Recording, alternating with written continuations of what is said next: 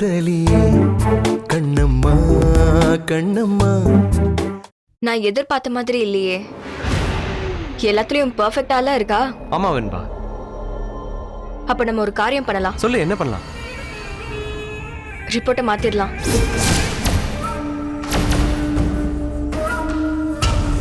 உன்னோட ரிப்போர்ட் வந்திருக்கு. உனக்கு குழந்தை பெறதுக்கான பாசிபிலிட்டி ரொம்ப குறைவா இருக்கு.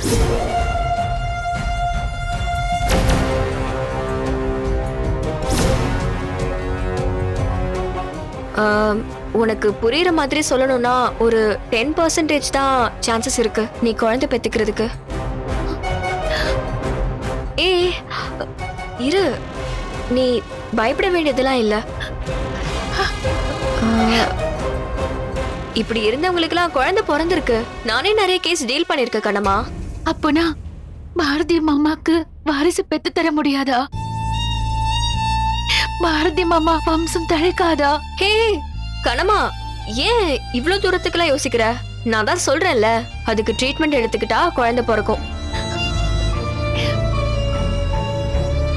நான் எப்படி எல்லாம் கற்பனை பண்ணி வச்சிருந்தேன் தெரியுமா?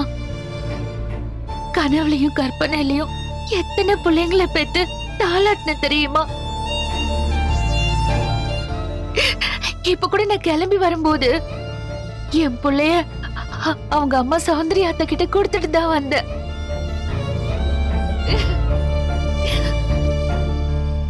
மனசுக்கு கட்டுப்பாடு எல்லாம் கிடையாது. அது எப்படி வேணாலும் கற்பனை பண்ணும். ஆனா நிஜம் சுடும்ல, சுற்றுச்சு. கண்ணம்மா அழாத கண்ணம்மா, ட்ரீட் பண்ணா பிறக்க சான்ஸ் இருக்கு. இல்ல, இது பாரதி மாமாவுக்கு தெரிஞ்சா ட்ரீட் பண்ண வேண்டான்னு சொல்லுவாரு. உனக்கு நான் குழந்தை, எனக்கு நீ குழந்தைன்னு சொல்லுவாரு. அவனுக்கு தெரிய வேணாம், நாம தெரியாம ட்ரீட் பண்ணுவோம், சரியா? ஐயோ, ட்ரீட் பண்ணிட்டா பெருசா எதுவும் இல்ல. ரெகுலரா மாத்திரை சாப்பிடு. வீக்கா இருக்கிற யூட்ரஸ ஸ்ட்ராங் பண்ணலாம். மெடிக்கல் சயின்ஸ் நிறைய இம்ப்ரூவ் ஆயிருக்கு கண்ணம்மா. கண்டிப்பா இதை சரி பண்ணிடலாம். இல்ல டாக்டர், தலைய சுத்தி மூக்க தொடுற மாதிரி இருக்கு. தெளிவான உண்மை என்னன்னா, நான் பாரதி மாமாக்கு ஒரு குழந்தை பெற்று தர முடியாது. கூட பிறந்த தங்கச்சியை நினைச்சு கேக்குறேன். பாரதி மாமாக்கு ஒரு புள்ள பெத்து கொடுக்க முடியலனா நான் எதுக்கு அவரோட வாழணும்? கண்ணம்மா, ஏன் இப்படி எல்லாம் யோசிக்கிற நீ? இன்னும் அதிகமா யோசிக்கணும். நான் பாரதி மாமாவோட எல்லா சந்தோஷத்தையும் கெடுத்துட்டு இருக்கேன். அவரோட மகிழ்ச்சிக்கெல்லாம் நான் ஒரு முட்டுக்கட்டையா இருக்கேன். எனக்கு அப்படிதான் தோணுது. அதான் சரி பண்ணலான்னு சொல்றல கண்ணம்மா. சரி பண்றதை விட பாரதி மாமாவுக்கு ஏத்த ஒரு பொண்ணா பார்த்து அவர் வாழ்க்கையை சரி பண்ணிட்டா நல்லதுல்ல?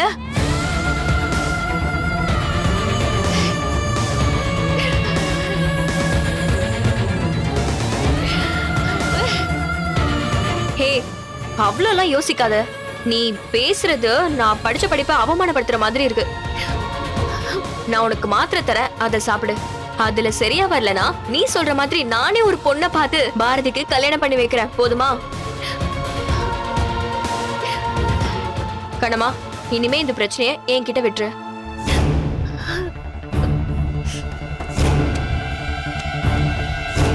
இந்தா, இத தினமும் ராத்திரி படுக்க போறதுக்கு முன்னாடி ஒன்னொன்னு போடு.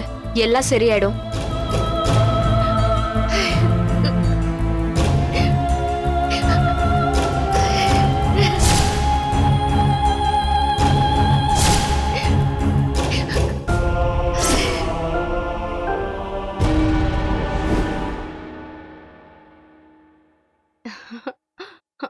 மல்லிகா நில்லு. அம்மா, குழந்தைய அறிவுகிட்ட கொடுத்துட்டு வந்துடுறமா.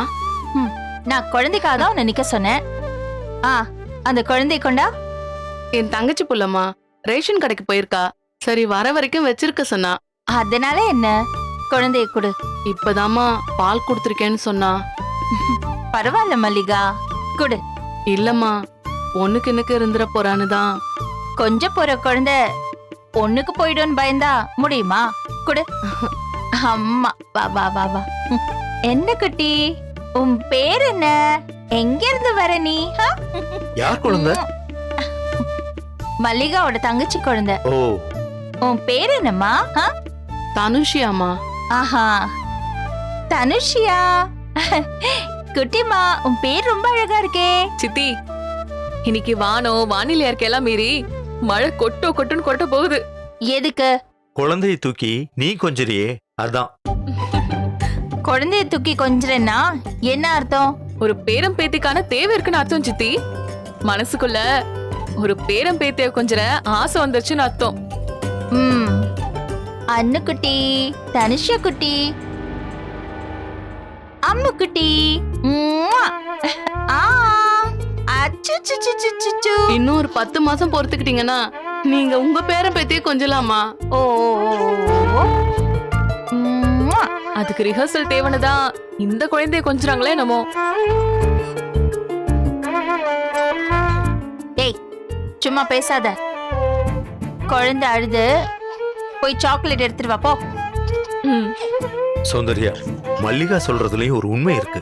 ஆமா, ஆனா எந்த புள்ள அதை எப்படி கொஞ்சணும்னு இருக்குல்ல?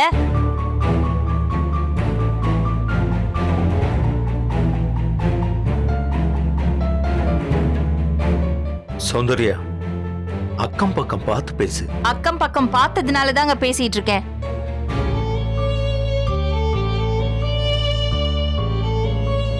எனக்கு என்னங்க தயக்கம்?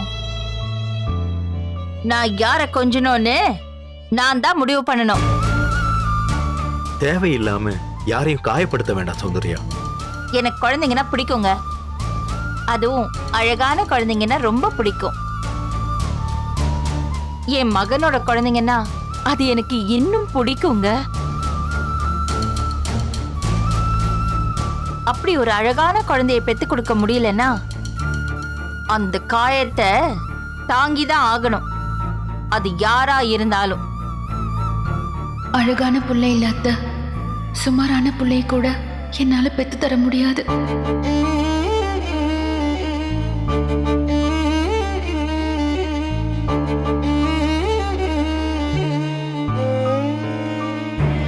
தங்கமே, அன்னைக்குட்டி செல்லமே.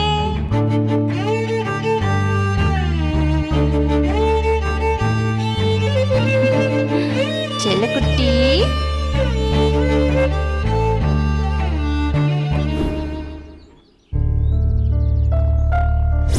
உன்னோட ரிப்போர்ட் வந்திருக்கு. உனக்கு குழந்தை பெறதுக்கான பாசிபிலிட்டி ரொம்ப குறைவா இருக்கு. உனக்கு புரியுற மாதிரி சொல்லணும்னா ஒரு 10% தான் சான்சஸ் இருக்கு நீ குழந்தை பெத்துக்கிறதுக்கு.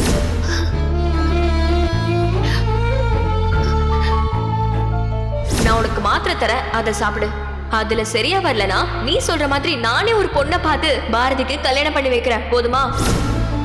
என்னை விரும்பி கல்யாணம் பண்ணி எனக்காக குடும்பத்தை பகைச்சுக்கிட்டு பாரதி மாமாவோட அன்புக்கு கைமாறா நான் என்ன பண்ண போறேன்? காலமெல்லாம் ஒரு வாரிசே இல்லாத வாழ்க்கைய நான் மாமாக்கு தரப்போறேனா? அன்னைக்கே இது நமக்கு ஏத்த இடம் இல்லைன்னு முடிவு பண்ணி வேண்டான்னு சொல்லியிருக்கணும். நம்மளையும் ஒருத்தர் ஆசைப்படுறாரே, நம்ம மேலயும் ஒருத்தர் அன்பு செலுத்துறாரேன்னு இந்த காதலுக்கு மயங்கினது தப்பு. என்ன மன்னிச்சிடுங்க மாமா. நான் உங்களுக்கு ஒரு பெரிய துரோகத்தை பண்ணிட்டேன். தலைமுறை தலைமுறையா தழைக்க வேண்டிய வாழ்க்கைய வாழைத்தண்டை வெட்டி போடுற மாதிரி வெட்டி போட்டுட்டேன். தப்புதான் மாமா, மன்னிச்சிடுங்க. தப்புன்னு சொல்லி கண் கலங்கி அழுதுட்டா பாரதி மாமாவோட வாழ்க்கை சரியாயிடுமா?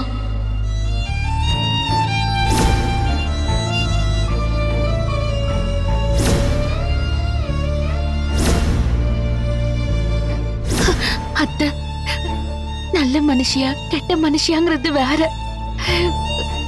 அவங்களுக்கும் பேர பிள்ளைய கொஞ்சணும்னு ஆசை இருக்கும்ல. அப்படி ஒரு பேரனையோ பேத்தியையோ இது என் மூத்த மகனோட பிள்ளைங்கிற நினைப்புல கொஞ்சம் முடியாத அளவுக்கு பண்ணிட்டேனே. ஒருவேளை அப்படி ஒரு குழந்தை பிறக்கலன்னா அத்தை நம்மள சும்மாவே விட மாட்டாங்க. அப்படி அவங்க திட்டி திமிருனா அது நியாயமான கோவமா தான் இருக்கும். அந்த கோவத்தை நான் எப்படி தாங்கிக்க போறேன்? அப்பா கிட்ட பேசினா கொஞ்சம் ஆறுதலா இருக்கும்.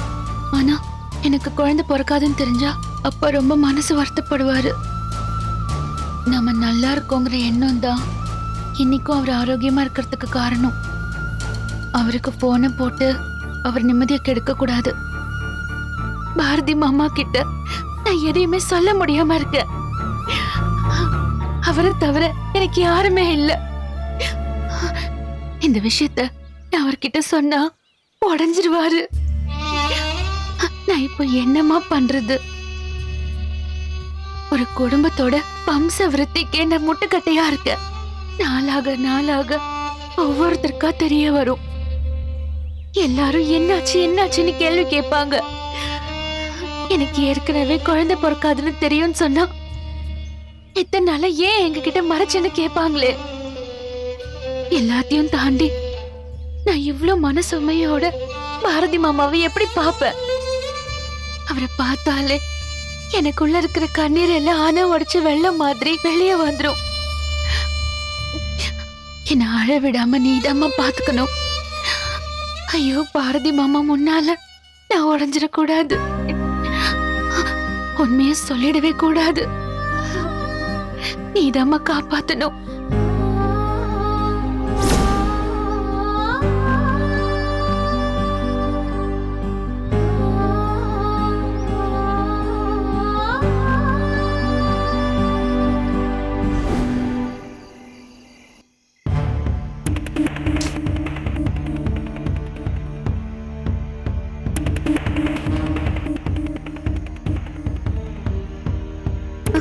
அத்தை, உட்காரு.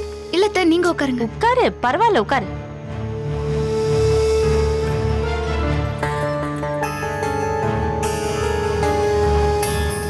இன்னைக்கு மல்லிகாவோட தங்கச்சி பொண்ணு அந்த தனுஷாவை நான் தூக்கி வச்சிருந்தேனே, நீ பாத்தியா?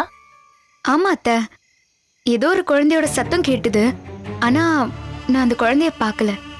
இது பாரு அஞ்சலி, ஒரு விஷயத்துல நமக்கு ஈர்ப்பு ஏற்படணும்னா நாம அதை நெருங்கி போகணும்.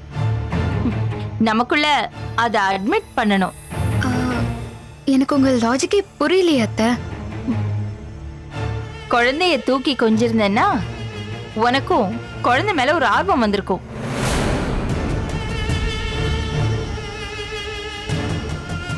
எல்லா அன்பையும் பாசத்தையும் நம்ம ஒரு குழந்தை மேல காட்டணும்னா அதுக்கு அடுத்தவங்க குழந்தைய கொஞ்சனா சரியா வருமா அத்தை?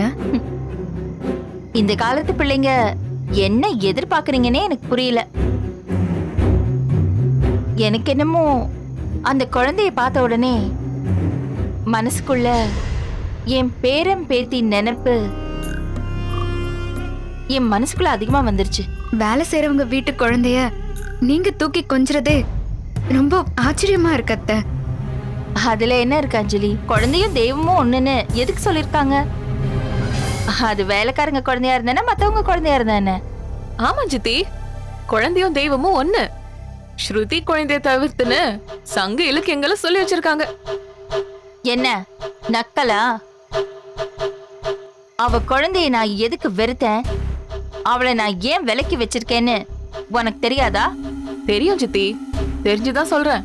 அறிவு. ஆமா, இப்படியே சொல்லி என் வாயை அடிச்சிருங்க. இது பாரு அஞ்சலி, நான் சொல்றத கொஞ்சம் கவனமா கேளு. அது என்னமோ திடீர்னு எனக்கு பேரன் பேத்தி வேணுங்கிற ஆசை ரொம்ப ஜாஸ்தி ஆயிடுச்சு. அதனால நீங்க என்ன பண்றீங்கன்னா, எனக்கு காலத்துல ஒரு புள்ளைய பெத்து கொடுத்துருங்க. அவ புள்ளைய பெத்து கொடுத்தா அழகு குறைஞ்சிடும் நினைக்கிறாளே என்னவோ. அறிவு, நான் அப்படி சொன்னேனா? நீயே சும்மா எதையாவது கிளப்பி விடாத. அப்ப பெத்து கொடு. இது பாரு, அழகு கட்டுப்பாடுன்னு ஏதாவது இருந்துச்சுன்னா அத அடுத்த பிள்ளைக்கு வச்சுக்கோ. மொத புள்ளைய சீக்கிரமா பெத்து கொடுக்கற வழிய பாரு. டே அகில், இங்க வா. என்னம்மா? உட்காருடா. இப்பதான் அஞ்சலி கிட்ட ஒரு பேரனையோ பேத்தியையோ பெத்து கொடுன்னு சொல்லியிருக்கேன். அதத்தான் உன்கிட்டயும் சொல்றேன். அது அவகிட்டயே சொல்லுமா. பிள்ளை என்ன நானே பெத்துக்க போறேன். என்னடா நீ பட்டும் படாம பேசிட்டு இருக்க? இல்லத்த, என்ன இருந்தாலும் நான் தானே குழந்தைய பெத்து கொடுக்கணும். அதத்தான் அவரு சொல்றாரு. அதான் நாங்களும் சொல்றோம். அப்ப பெத்து கொடு. இதுல ஏதாவது பிசிக்கலா மென்டலா ஏதாவது சிக்கல் இருந்தா சொல்லிடு. ஒரு நல்ல டாக்டரா பார்த்து நம்ம கன்சல்ட் பண்ணிக்கலாம்.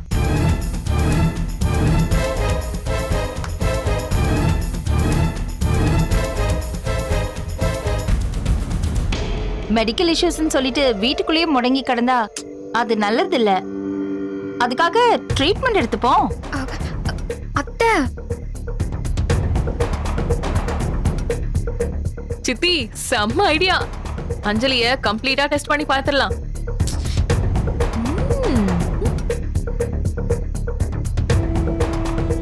ஒரு 2 மாசம் பாப்போம் அஞ்சலி. அதுக்குள்ள நீ பிரெக்னென்ட் ஆலனா ட்ரீட்மெண்ட் தான், வேற வழியே இல்ல.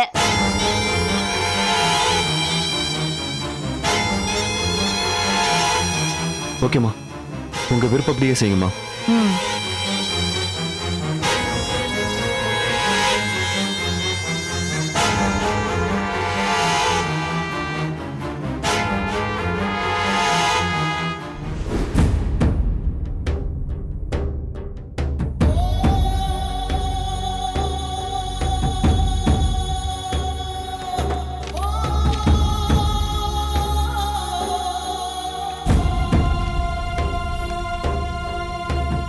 ட்ரீட் பண்ணிட்டா பெருசா எதுவும் இல்ல.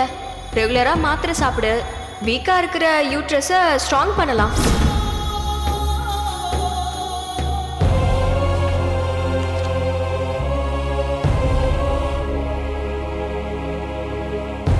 நான் உனக்கு மாத்திரை தரேன், அதை சாப்பிடு. அதுல சரியா வரலனா நீ சொல்ற மாதிரி நானே ஒரு பொண்ணை பார்த்து பாரதிக்கு கல்யாணம் பண்ணி வைக்கிறேன். போதுமா? இது வரைக்கும் பாரதி மாமாவுக்கு தெரியாம நான் எதுவுமே செஞ்சதில்ல. இப்ப இந்த மாத்திரையை நான் எப்படி சாப்பிடுறது? அவனுக்கு தெரிய வேணாம். நம்ம தெரியாம ட்ரீட் பண்ணுவோம், சரியா? சரி, கடவுள் மேல பாரத்தை போட்டுட்டு மாத்திரையை முழுங்கிட வேண்டிதான்.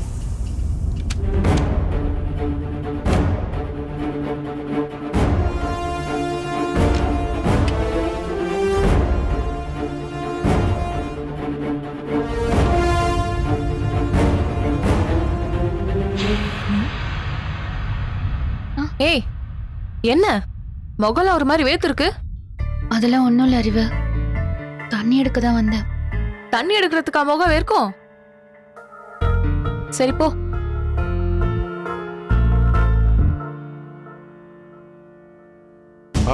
வீட்டில் தான் இருக்கும், நான் பார்க்குறேன்.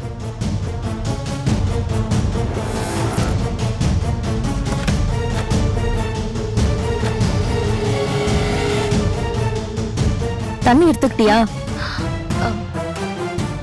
தண்ணி எடுத்துக்கிட்டியா?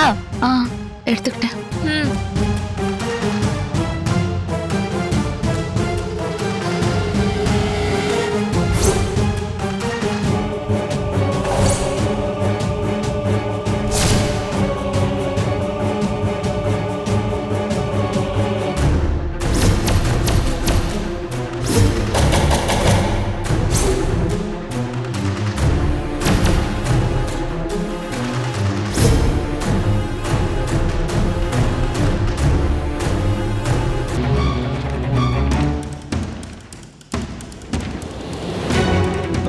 என்ன கண்ணுமா? என்ன மாமா திடீர்னு வந்து நிக்கிறீங்க? அவசரமா ஒரு ஃபைல் ஒன்று எடுக்கணும், அதான் வந்தேன். ஆள் யாரையாவது அமைச்சிருக்கலாம்ல? ஆள் அனுப்புனா நீ தான் தேடணும், அப்புறம் நானே வந்தா உன்னை பார்க்கலாம்ல. இப்ப சொல்லு, எது வசதி?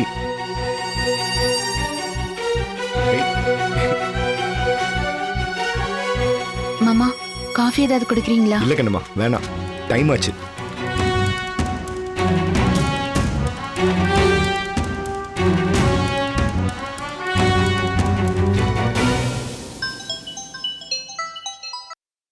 ஹலோ, இப்பதான் வந்தேன், தேடிட்டு இருக்கேன். Okay bye.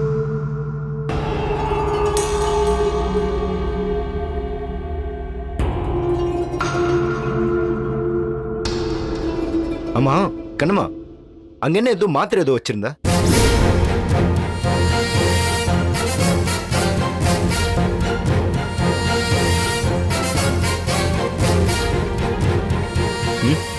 என்ன அது வந்து ஒன்றும் இல்லை மாமா. மாத்திரை சாப்பிட்ற பழக்கம் தான் உனக்கு இல்ல? இது என்ன புது பழக்கம்? இல்லை மாமா, அன்னைக்கு நான் வெண்பா கூட வெளியே போயிருந்தேன்.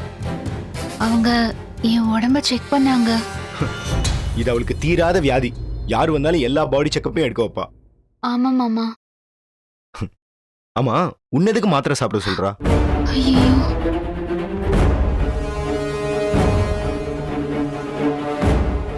இது பாரதி மாமாவுக்கு தெரிஞ்சா ட்ரீட் பண்ண வேண்டாம்னு சொல்லுவாரு. அவனுக்கு தெரிய வேணாம், நம்ம தெரியாம ட்ரீட் பண்ணுவோம், சரியா? அது என்னன்னு தெரியல மாமா.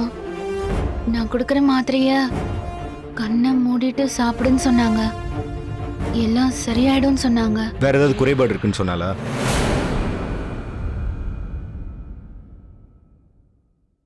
இல்ல மாமா. எங்க அந்த மாத்திரையை கொடு பாப்போம். அது என்ன மாத்திரைன்னு கண்டுபிடிச்சா உனக்கு என்ன குறைன்னு தெரிஞ்சிரும்.